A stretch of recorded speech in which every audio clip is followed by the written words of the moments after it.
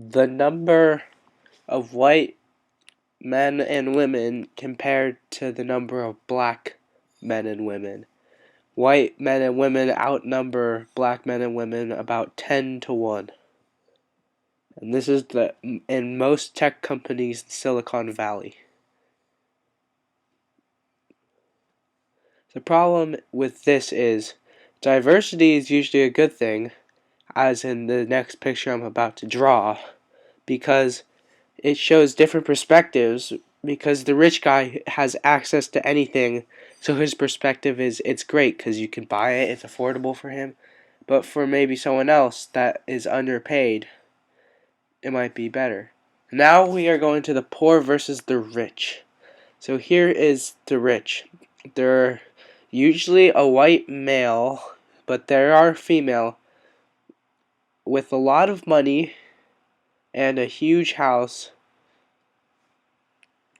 with a nice fence and maybe a pool and a car, like a Mazda RX spec, which is the one I drew down below.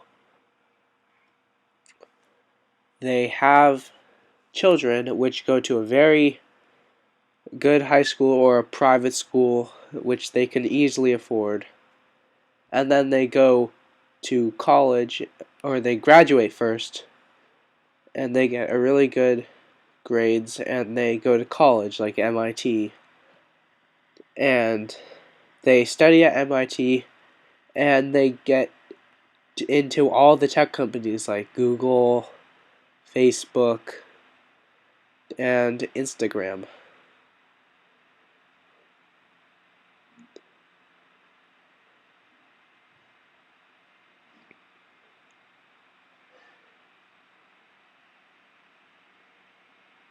Yeah, so as I said, when they get into all these three companies, they end up back at the top of the chain, where they get lots of money and then more houses, and then the circle keeps continuing.